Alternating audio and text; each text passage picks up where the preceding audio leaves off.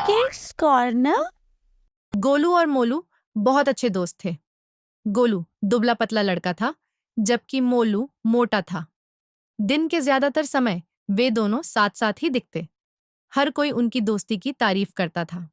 एक बार दोनों दोस्तों को एक शादी का निमंत्रण मिला। समारोह पास के एक गांव में होना था, लेकिन गांव पहुंचने के लिए एक जंगल से होकर गुजरना पड़ता था, जो बाघ और भालू जैसे जंगली जानवरों से भरा हुआ था।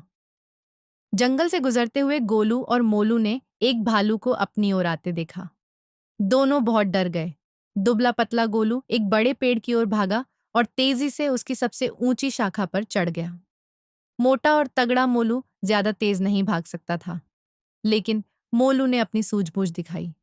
उसने सुना था कि भालू कभी लाश नहीं खाते, इसलिए वह जमीन पर चुपचाप लेटा रहा और अपनी सांस रोके हुए मरा हुआ होने का नाटक करता रहा। भालू गुर्राता हुआ मोलू के पास आया। उसने मोलू के चेहरे और शरीर को सूंघा। उसने मोलू को लाश समझकर चला गया। जब भालू चला गया तो गोलू पेड़ से नीचे उतरा। वह मोलू के पास गया और बोला, मैंने देखा कि भालू तुम्हारे कान में कुछ कह रहा है। उसने तुमसे क्या कहा मेरे दोस्त? मुझे दोस्त मत कहो, गोलू ने कहा। और यही बात भालू ने भी मुझसे कही थी। उसने कहा, जो दोस्त मुश्किल समय में तुम्हारा साथ छोड़ दे, वह सच्चा दोस्त नहीं हो सकता।